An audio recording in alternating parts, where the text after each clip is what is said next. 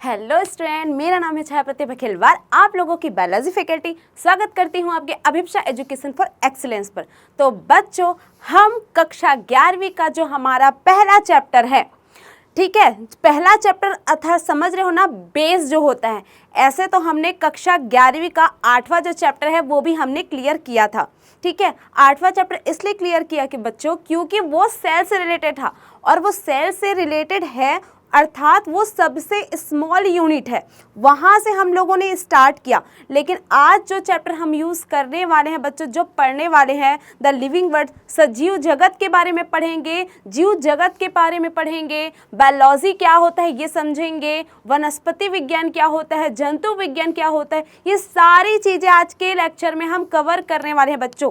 तो सबसे अच्छा चैप्टर होने वाला है, क्योंकि यहाँ से आपकी मानसिकता खुलने वाली है। क्यों? क्योंकि जो आप लिए हो कक्षा 11वीं में, आप क्या लिए हो भाई? हम बोलते हैं 10वीं हम पास हो गए, हम लेंगे बायोलॉजी। तो बायोलॉजी लेते हैं, क्यों भाई? इसलिए लेते हैं क्योंकि मैथ्स से थोड़ा सा डर लगता है, इसलिए हम इधर आते हैं किसमें? बायोलॉजी में। या फिर ऐसा भी होता है कि हमको बनना है कुछ अच्छा, साइंटिस्ट बनना है ना, किसी रिसर्च सेंटर में जाना है, डॉक्टर फील्ड में जाना है, तो हम क्या करते हैं? हम बायोलॉजी सब्जेक्ट लेते हैं। तो भाई जिसका रिसर्च में बड़ा इंटरेस्ट है वो बायोलॉजी तो लेता ही है। अब जो हम पढ़ने वाले हैं, सबसे अच्छे यूनिट को पढ़ने वाले हैं, जो आपको जानकारी देना बहुत ही आवश्यक होता है। तो चलिए स्टार्ट करते हैं हम अपना फर्स्ट चैप्टर, जो कि है सजीव जगत, जीव जगत, ठीक है। अब हम सजीव जगत के बारे में समझेंगे कि जो कि कक्षा 11वीं का पहला अध्याय होता है। तो चलिए इसकी रूपरेखा हम समझे बच्चों कि हमको इस चैप्टर में क्या चीजें पढ़नी है। क्लियर? तो हमको क्या पढ़ना है, देखिए जरा, हम पढ़ने वाले हैं जीव विज्ञान होता क्या चीज है। आज हम बेसिक चीजों के बारे में समझेंगे, फिर हम अपने चैप्टर की ओर आएंगे, ठीक है। हम पढ़ेंगे क्या कि जीव विज्ञान क्या होता है, जंतु विज्ञान क्या होता है, किसने इसको सबसे पहले दिया है, इसके जनक कौन है, वनस्पति विज्ञान क्या होता है, इसके जनक कौन है, सजीव क्या होते हैं और सजीव के लक्षण क्या क्या होते हैं। भाई सजीव के क्या क्या लक्षण होते हैं ये भी हम जानेंगे, कि आपको हम सजीव क्यों बोले, प्लांट को सजीव क्यों बोले, ये सारी चीजें के बारे में हम समझेंगे कि सजीव होता क्या है, इसके कैरेक्टर कौन कौन से होते हैं। तो चलिए स्टार्ट करें हम। सबसे पहला जो आता है जीव विज्ञान।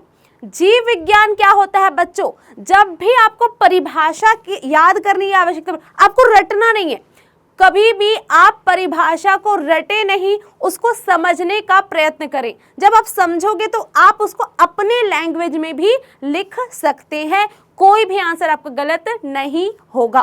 क्लियर है? बस आपको जो बेसिक चीजें हैं उसको समझने की आवश्यकता है। तो चलिए स्टार्ट करते हैं। जीव विज्ञान, जीव विज्ञान क्या होता है? सबसे पहले बायोलॉजी क्या होता है? तो बायोलॉजी जो होता है बच्चों, विज्ञान की एक शाखा होती है, ठीक है। यानी कि ये जो आपका जो बायोलॉजी शब्द लिखा है, या हम बात करें जीव विज्ञान की बात करें, तो ये क्या होता है बच्चों? जीवों का अध्ययन, ठीक है। विज्ञान की वह शाखा होती है जिसमें हम क्या करते हैं? जीवों का अध्ययन करते हैं। जीव अर्थात अब बात करेंगे जीव। अरे मैम जीव क्या है? जीव क्या चीज हुआ भाई? हम बोलेंगे क्या एनिमल? मैं क्या सिर्फ जीव हूं?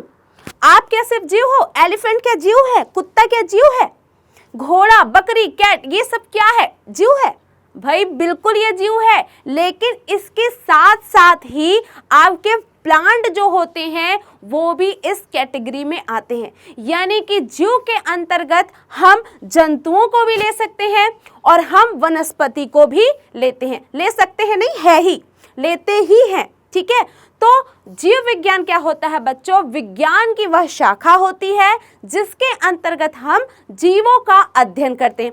तो जीवों, सभी प्रकार के जीवों का हम क्या करेंगे? अध्ययन करेंगे। लाइक प्लांट का भी अध्ययन करेंगे, पादप जगत का भी अध्ययन करेंगे, हम वनस्पतियों का भी अध्ययन करेंगे। जितने पेड़ पौधे, आप रंग बिरंगे फूल वाले पौधे हैं या नहीं भी होंगे तो भी उसको अध्ययन करेंगे। तो ऐसा समझिए, प्लांट जितने होंगे, अब जंतु जितने होंगे, उन सारों का हम अध्ययन करेंगे। इसी को हम कहेंगे क्या? जीवों का अध्ययन। और यही कहलाता है बच्चों आपका क्या? जीव विज्ञान कहलाता है। कभी भी आपको अगर कोई पूछ देता है जीव विज्ञान क्या है, तो आप परिभाषा कभी नहीं रटेंगे, क्योंकि एक विज्ञान की एक शाखा होती है जिसके अंतर्गत ये नाम में ही दिया रहता है जीवों का अध्ययन करना। क्लियर है? अब बायोलॉजी लिखा है, तो बायोलॉजी जो है दो शब्दों से मिलकर बना होता है। भाई ये जो बायोलॉजी लिखा है ये कितने शब्दों से मिलकर बना है? दिख रहा है ना, बायोलॉजी। ठीक है, तो ये जो बायोलॉजी होता है बच्चों दो शब्दों से मिलकर बना है। फर्स्ट जो है आपको दिख रहा है ये जो है बायो, ठीक है, ये आपका जो बायो लिखा है ये, ठीक। और दूसरा जो लिखा है वो क्या लिखा है? लॉजी, यानी कि इसको हम कह देते हैं क्या? लॉगस। ठीक, एक लिखा है बायो और दूसरा लिखा है क्या? लॉजी अर्थात लॉगस। तो बायो का अर्थ होता है लिविंग। लिविंग जितने भी जीवित जीव होंगे, ठीक है, जितने भी जीव होंगे, ठीक है, इसी को हम कहते हैं क्या? बायोस कहते हैं। ठीक है, याद रखेंगे बायो को बायोस भी कहा जाता है। ठीक है, तो बायोस अर्थात लिविंग, लिविंग अर्थात जीवित जीव। ठीक है, लिविंग का मतलब ही होता है जीवित जीव। भाई जिंदा व्यक्ति ऐसा समझिए, जिंदा जो भी जीव रहेगा, चाहे हम प्लांट की बात करें चाहे कोई भी जंतु की बात करें, वो जीवित होना चाहिए, तब हम उसको क्या कहेंगे? बायोस यानी कि लिविंग कहेंगे। क्लियर? अब बात करते हैं लॉगी की। लॉगी अर्थात लॉगस। ठीक है, इसका अर्थ क्या हुआ बच्चों? इसका अर्थ होगा टू स्टडी अर्थात अध्ययन करना।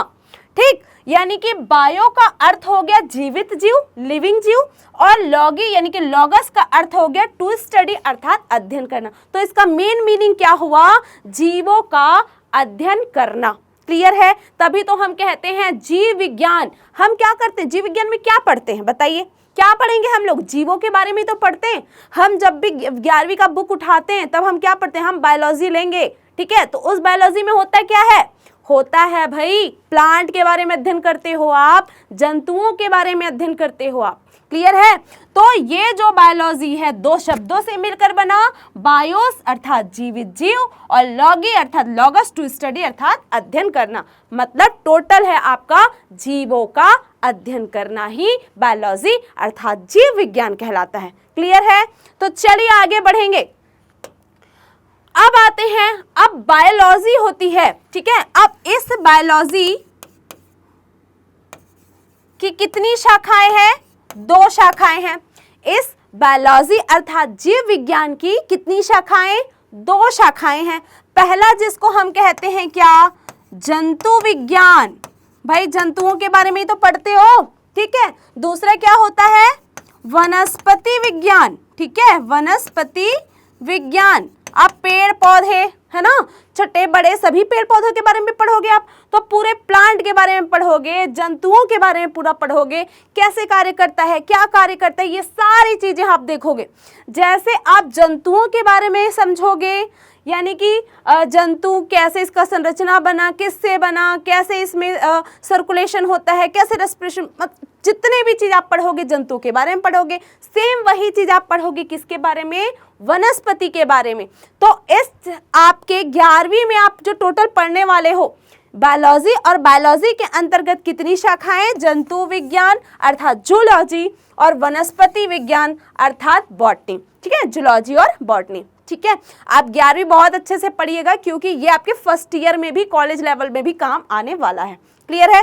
तो चलिए, बायोलॉजी की कितनी शाखाएं? दो शाखाएं, जंतु विज्ञान और वनस्पति विज्ञान होता है।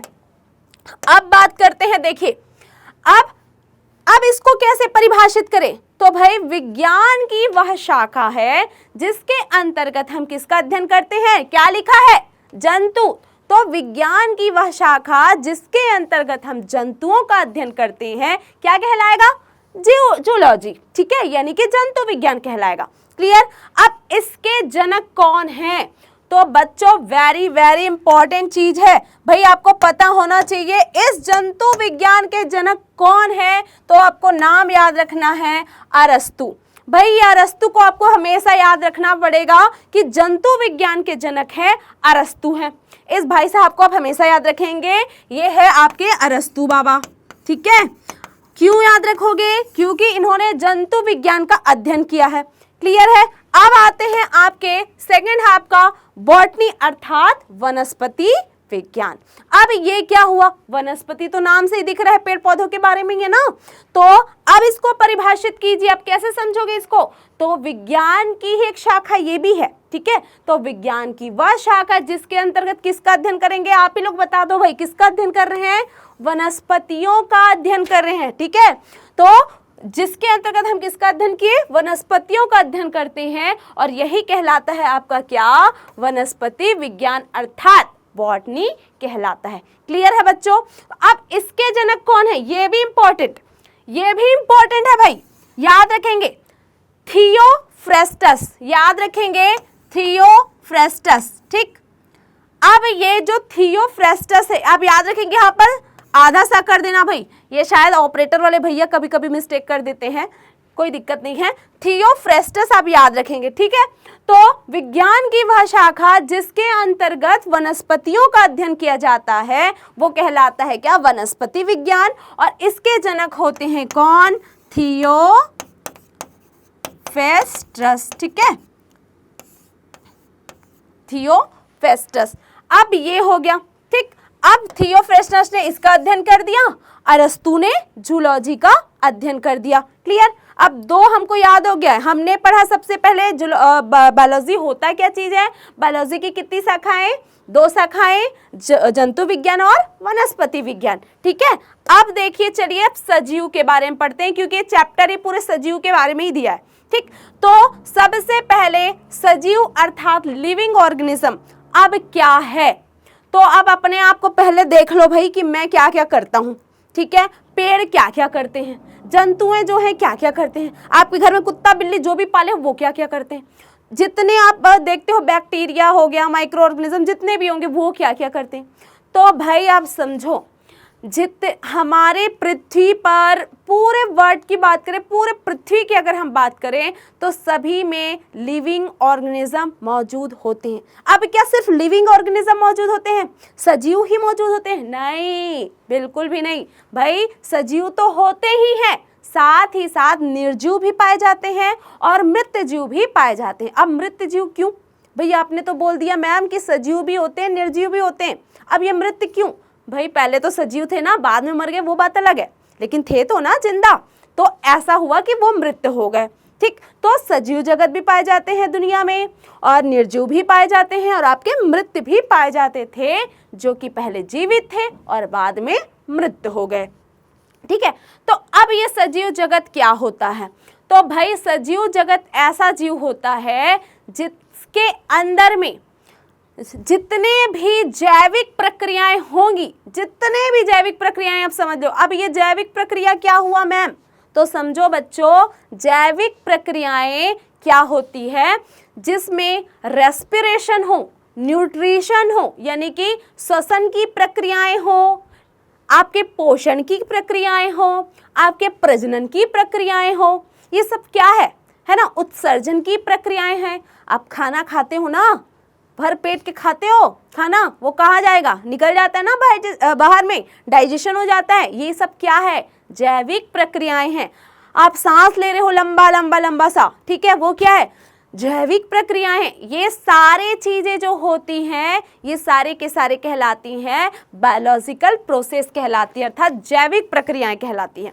यानी कि हम बात करें कि कोई भी एक जीव है अपनी प्रतिकृति भी बनाता है, वो है ना, हम क्या करते हैं, रिप्रोडक्शन होता है एंड एक नई जाति की उत्पत्ति हो जाती है, ठीक है, मतलब उसमें एक नए संतान उत्पन्न करने की कैपेसिटी पाई जाएगी, वो आसानी से ग्रो कर पाएगा, ग्रोथ होगा। पेड़ पौधे भी क्या होते हैं भाई, पानी डालोगे तो क्या होता है, ग्रोथ हो जाता है, लंबे हो जाते हैं ना, वो अपने समान जीव उत्पन्न कर रहे हैं, उनमें श्वसन की प्रक्रियाएं हो रही है, उनमें उपापचय की क्रियाएं हो रही है, ठीक है, जितने भी उत्सर्जन की क्रियाएं हो रही है, ये सारे के सारे क्या हैं भाई, ये सारे के सारे सजीव में होने वाले लक्षण होते हैं। तो सजीव क्या होते हैं बच्चों, ध्यान दीजिए, जो भी लिविंग ऑर्गेनिज्म होते हैं, जितने भी जीवित जीव होते हैं, वो जीव स्वप्रतिकृति, विकासशील तथा स्वनियमनकारी पारस्परिक क्रियाशील तंत्र होता है। अब स्वप्रतिकृति मतलब अपने ही समान प्रतिकृति बनाना। वो विकासशील होते हैं, वो अपने आप को कंट्रोल कर सकते हैं। बाह्य उद्दीपन के प्रति कैसे होंगे, जैसे किसी अनुकूल वातावरण में रखोगे तो उसका शरीर अलग ढल जाएगा, प्रतिकूल वातावरण में रहेगा तो अलग ढल जाएगा। तो समझ रहे हो, ये सारे के सारे क्या हैं, एक सजीव के ही लक्षण होते हैं। ठीक है, तो स्वप्रतिकृति विकासशील स्वनियमनकारी पारस्परिक क्रियाशील तंत्र होता है जो बाह्य उद्दीपन के प्रति अनुक्रिया की क्षमता रखता है। भाई उसको बाहर जैसे जैसे एटमॉस्फेयर में रखोगे उसका शरीर क्या होता है। अब मुझे बता रही हूँ, आप अभी यहाँ हो, गर्मी में हो, ठीक है, अचानक से आपको ठंडी में रख दिया जाए तो उसके प्रति आपका शरीर वैसा ही ढलेगा। आपको गर्मी में रखेंगे तो उसके प्रति आपका शरीर वैसा ही ढल जाएगा। तो समझ रहे हो, अनुकूल प्रतिकूल वातावरण का भी इफेक्ट उसके शरीर पर पड़ता रहता है और उसके प्रति हम प्रतिक्रिया भी दर्शाते हैं। तो सजीव समझ आया ना आपको क्या होता है।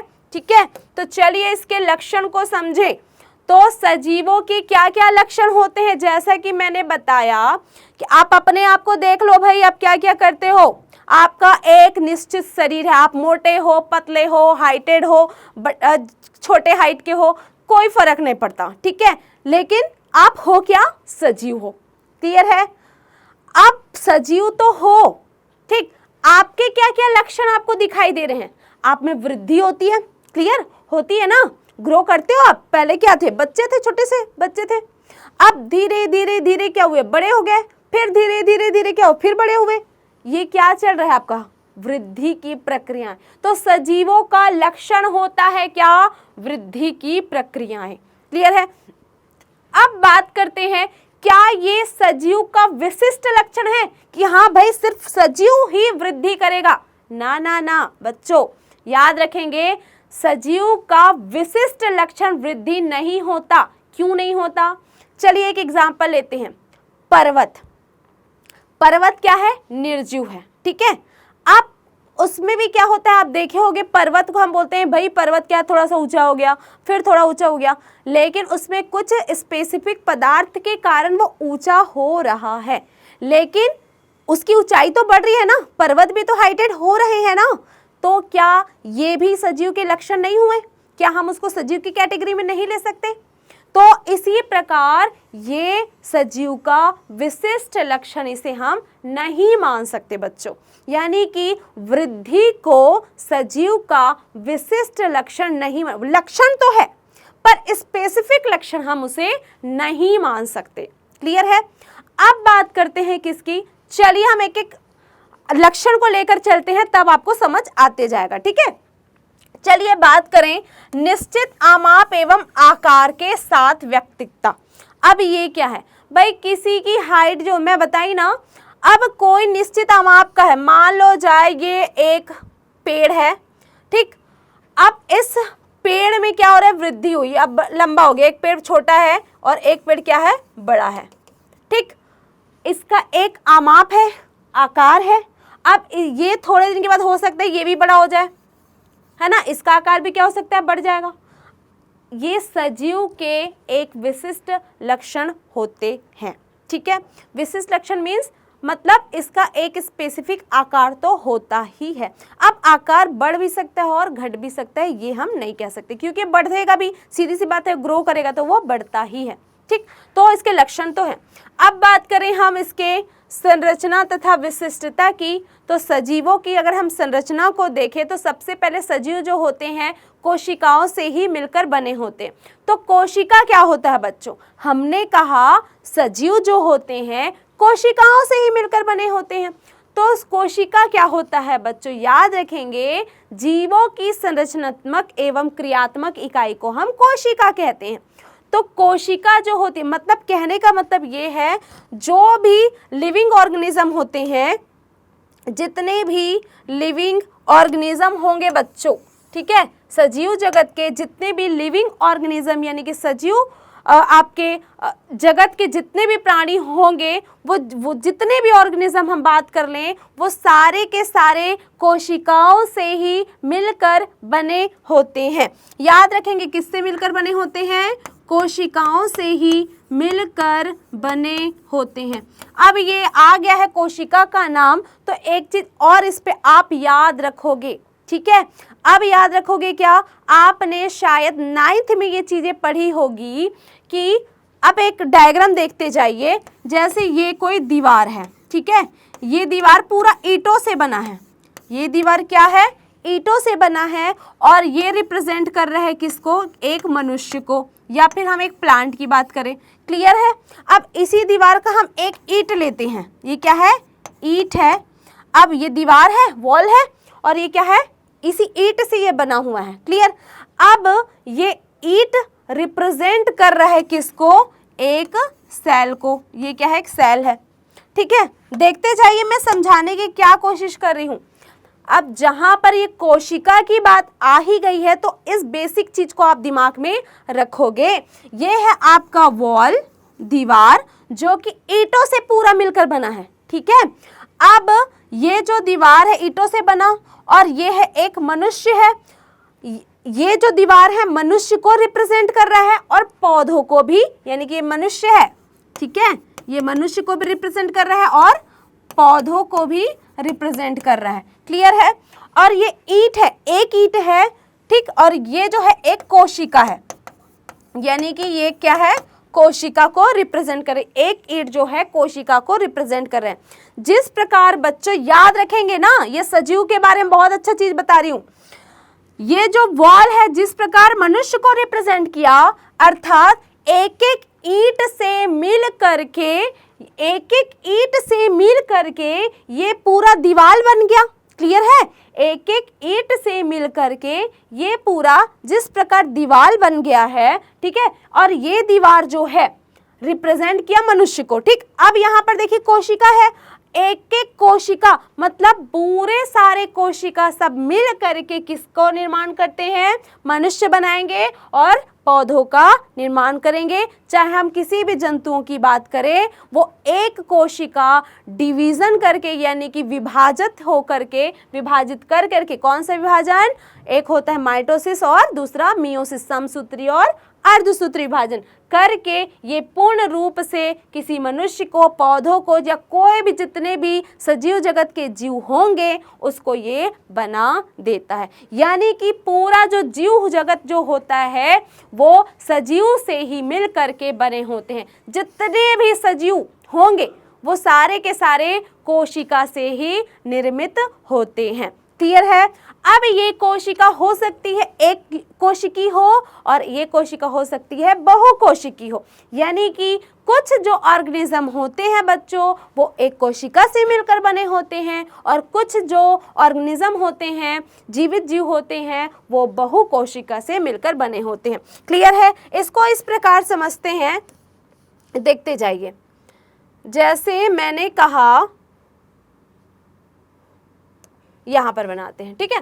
देखिए जैसे मैंने कहा, जैसे ये कोशिका है, ठीक। अब ये जो कोशिका है भाई, एक कोशिका थी, अब ये कोशिका में विभाजन हुआ और कितनी कोशिका बन गई, 2 बन गई, 2 से फिर 2, समझ रहे हो। ये कोशिका विभाजित होती जा रही, विभाजित हो जा रही, अपनी संख्या को बढ़ाते जा रही है, और ये बहुत सारे कोशिकाओं का क्या कर रही है, समूह बना लेती है। ये क्या, पूरा कोशिका का समूह बन जाता है। जब ये समूह बन जाता है तब इसे तो हमने कोशिका का कहा है ना, क्या कहा इसे हमने, कोशिका कहा। लेकिन जब इसमें विभाजन की प्रक्रियाएं हुई और विभाजन में ये संख्या में जब ये कोशिकाएं बढ़ गई, तब हमने इसको क्या कह दिया, उत्तक कह दिया। ठीक है, क्या कह दिया, उत्तक, अर्थात टिश्यू कह दिया।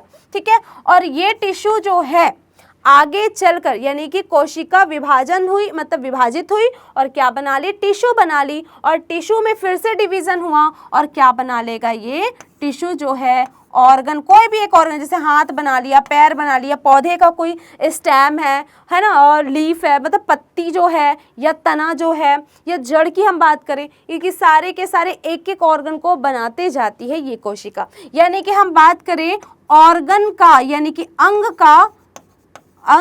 एक अंग का निर्माण करती है, और ये इस प्रकार फिर से कोशिका का विभाजन होगा और ये क्या बनाएगा, ऑर्गन सिस्टम, अर्थात अंग तंत्र का निर्माण करती है। ये सजीव जगत के बहुत ही ज़्यादा इंपॉर्टेंट लक्षण होते हैं। क्लियर है? आपने समझा कोशिका के बारे में, कोशिकी संरचना के बारे में। संरचना और विशिष्टता और कोशिका संरचना मैंने साथ में बता दिया। ठीक, अब उपापचय की क्रियाएं, उपापचय की क्रियाएं भी होती है। एनाबॉलिज्म क्रिया होगी, मेटाबॉलिज्म क्रिया होती है। यानी कि उपापचय क्रिया आप देखे होंगे, आप खाना खाते हो, ठीक है, आप जो भोजन ग्रहण कर रहे हो उसका क्या होता है, डाइजेशन होता है। जब मतलब हम जो भोजन खाते हैं, फूड लेते हैं, वो क्या होता है भाई, वो क्या होगा, ग्लूकोज इन होता है, C6H12O6, यही तो होता है।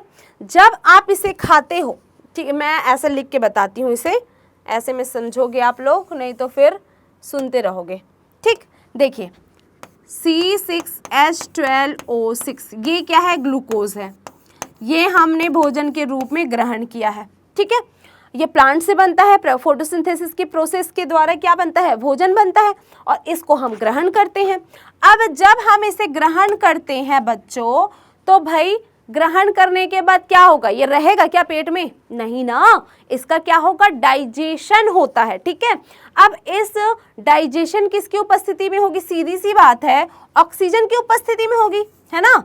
इसका जो है, ये जो ऑक्सीजन है, इसकी प्रेजेंसी में, इस ऑक्सीजन की उपस्थिति में इस ग्लूकोज का क्या होता है, टूटता है, यानी कि डिग्रेडेट होता है, यानी कि ये क्या होगा, ब्रेक डाउन होता है। जब ये ब्रेक डाउन होगा तो सीधी सीधी बात है, इससे क्या मिलेगा, हमें ऊर्जा मिलेगा, है ना। लेकिन ऑक्सीजन लिखी में उसका मतलब क्या है बच्चों, आपने खाना खाया, सांस भी तो ले रहे हो, ठीक है, आप श्वसन की प्रक्रिया के द्वारा ऑक्सीजन को अपने अंदर वातावरण से किससे अंदर ले रहे हो ना, शरीर में।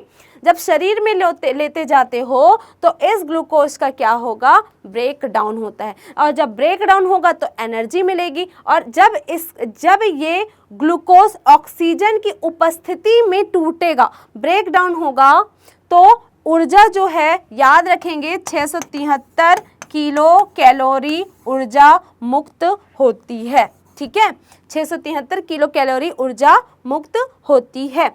लेकिन बच्चों यही ग्लूकोज जो है, अब ऑक्सीजन की यदि अनुपस्थिति में ब्रेक डाउन हो, याद रखेंगे, ये जो ग्लूकोज है यदि ऑक्सीजन की अनुपस्थिति में ब्रेक डाउन हो तो क्या बनेगा, यहीं पर समझो, ये मान लो जो ग्लूकोज है, ठीक है, ये क्या है, ग्लूकोज है।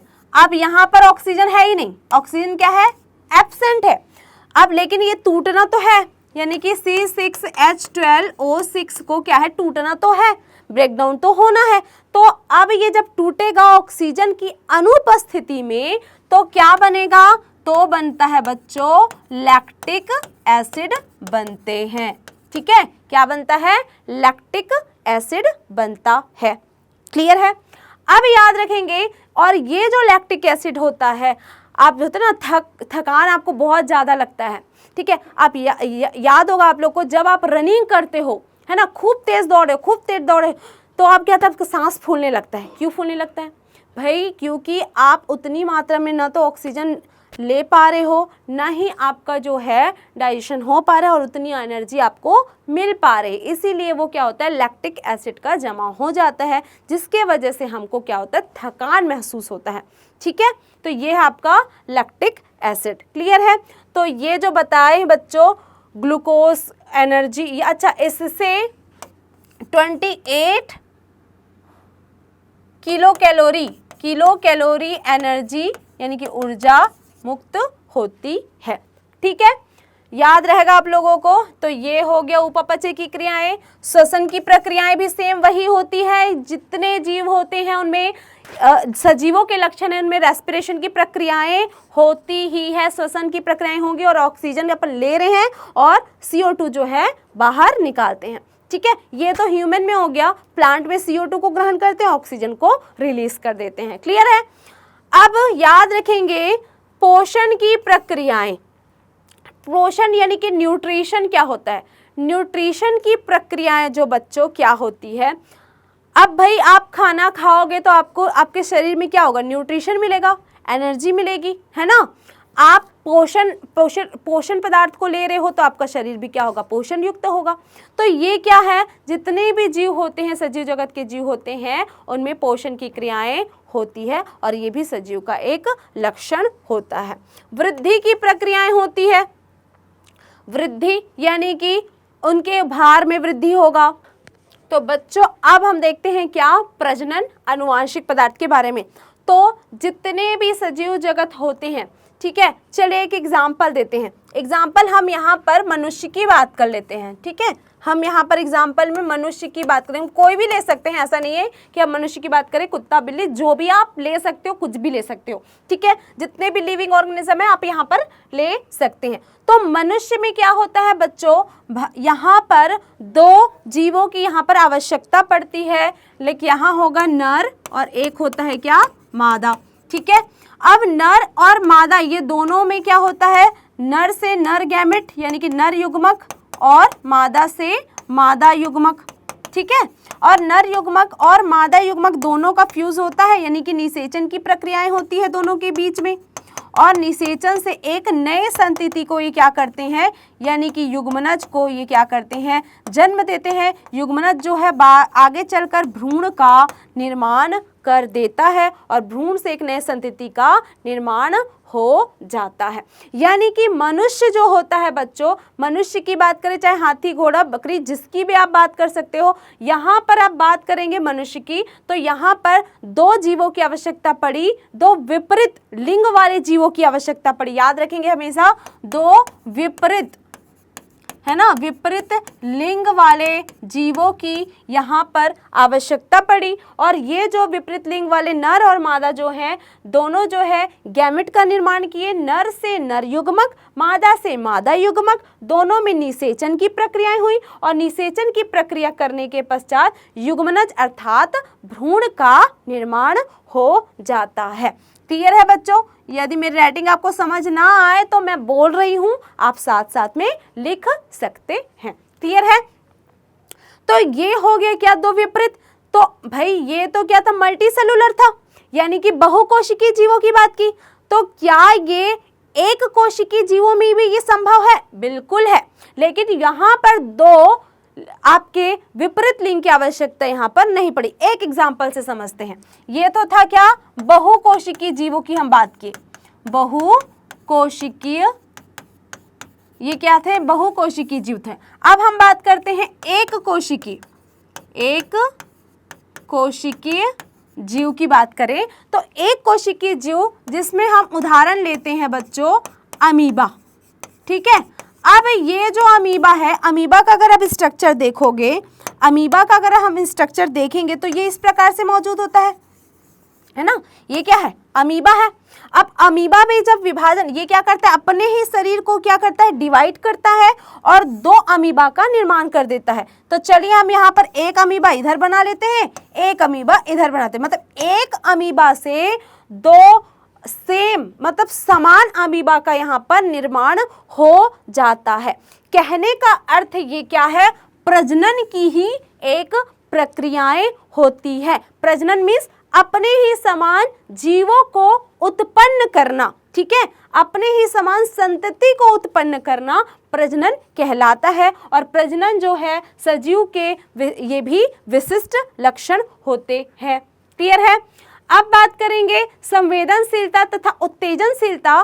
भाई देखिए, आपको गर्मी में गर्मी का आभास होता है, सर्दी में सर्दी का आभास होता है, तो हम क्या होते हैं, उसके प्रति उत्तेजित होते हैं। संवेदन, हमारा शरीर कैसा होता है, यानी कि सजीव जगत का शरीर कैसा होता है, वो उस चीज को उद्दीपित हो जाएगा, संवेदनशील हो जाता है। तो ये भी सजीव जगत के ही एक लक्षण होते हैं। मान लो जाए आप मेरे को सुई चुभा दोगे, ठीक है, आप किसी भी जीव को सुई चुभाओगे तो उसमें थोड़ी सी तो दर्द होगा ना, वो फट से हाथ डालेगा, मतलब उसमें एक उत्तेजना की भावना है, संवेदनशील की भावना है, उसके शरीर में ही ये सारी चीजें आपको दिखाई देती हैं। ठीक है, तो आपका शरीर उसके प्रति संवेदनशील होता है। ठीक है। तो अब समझेंगे आनुवांशिक पदार्थ। अब आनुवांशिक पदार्थ मतलब जेनेटिक पदार्थ, जेनेटिक पदार्थ अर्थात डीएनए। तो डीएनए सजीव में बहुत ही ज्यादा इंपॉर्टेंट है क्योंकि ये विशिष्ट लक्षण होता है।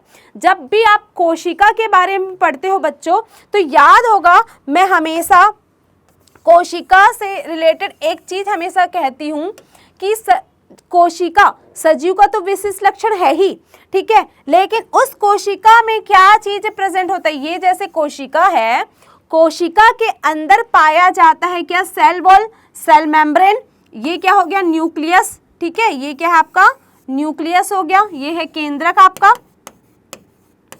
ठीक है। कोशिका के अंदर क्या पाया जाता है, केंद्रक होता है, ठीक है।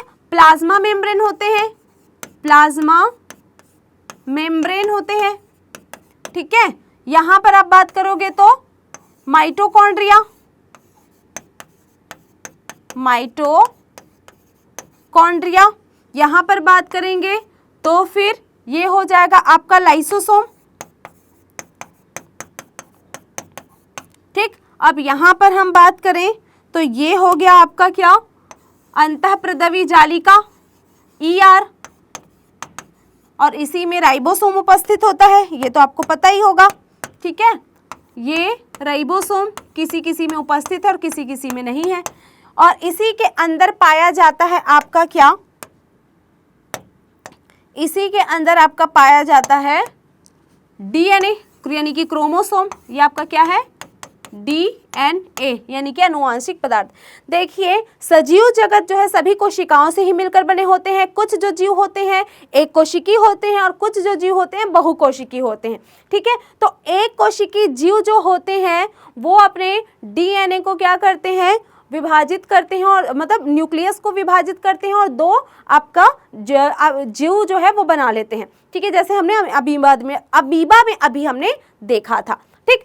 अब हम बात करें कोशिका की, अगर हम संरचना की बात करें तो एक कोशिका के अंदर mitochondria, endoplasmic reticulum, lysosome, ribosomes, ठीक है, राइबोसोम्स, ये सारे के सारे चीजें जो हैं प्रेजेंट होती है, और ये सारी की सारी चीजें ही बायोलॉजिकल प्रोसेस करती है, यानी कि जैविक प्रक्रियाएं जो होती है इन सेल ऑर्गेनेल से होती है। कोशिका के अंदर उपस्थित कोशिकांग जो होते हैं जैविक प्रक्रियाएं करने में सक्षम होते हैं। अब हम बात करें डीएनए की, तो सजीव जगत का भी ये भी विशिष्ट लक्षण होता है डीएनए, ठीक है, यानी कि आनुवांशिक पदार्थ, क्योंकि डीएनए ही विभाजित होकर नए जब कोशिका बनते हैं तो उस पर चले जाते हैं, क्योंकि न्यूक्लियस का डिवीजन होता है और जो नए संतान बनेगी या फिर नए प्रजनन की प्रक्रिया के पश्चात जब कोशिकाओं, कहने का मतलब जब कोशिका का विभाजन होगा, एक कोशिका से दो कोशिका बनेगी तो वहां पर न्यूक्लियस डिवीजन होगा, और न्यूक्लियस जब डिवीजन होगा तो इसके अंदर उपस्थित जो डीएनए होते हैं वो भी डिवाइड हो जाते हैं। तो सजीव जगत का भी आनुवांशिक पदार्थ जो है विशिष्ट लक्षण होता है। अनुकूलनशीलता, एडेप्टेशन जो होता है, जिस जगह पे आप जाओगे उसके प्रति आप क्या हो जाते हैं, अडेप्ट हो जाते हो, वहां रहने योग्य हो जाते हो, यही अनुकूलनशीलता होती है, ठीक है। अब गति एवं प्रचलन, गति एवं प्रचलन सजीव जगत का विशिष्ट लक्षण होता है, क्योंकि सजीवों में गति तो होती ही है, आप चल सकते हो यहाँ से वहाँ, ये देखो मैं गति कर रही हूँ, है ना, मैं चल रही हूँ, है ना, और मेरे में क्या, मैं हाथ वाथ सब हिला सकती हूँ, मेरे में प्रचलन हो रहा है, मैं चलने मतलब मेरे से गति हो रहा है। तो सजीव जगत का भी ये विशिष्ट लक्षण होता है। हाथी भी धम धम धम चलता है ना, ठीक है, आप भी कैसे चलते हो, दौड़ते होगे, चलते होगे, शेर भी दौड़ रहा है, चल रहा है ना, तो ये भी एक सजीव का विशिष्ट लक्षण होता है, ठीक है। अब बात करेंगे जीवन चक्र, तो लाइफ साइकिल तो आपको पता है सबका लाइफ साइकिल कैसा होता है, तो सजीव जगत का ये भी एक विशिष्ट लक्षण होता है जीवन चक्र।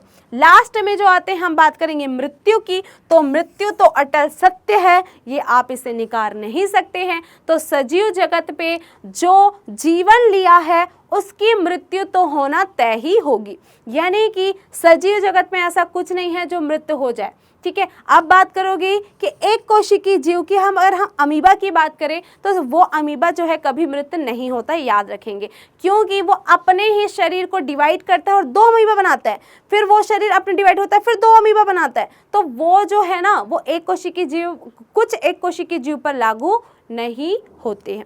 तो बल्कि बहुकोशिकीय जीव तो मृत होते हैं और बहुकोशिकीय जीव सजीव जगत में आते हैं और मृत्यु अटल सत्य है, उनकी मृत्यु होना तय होती है।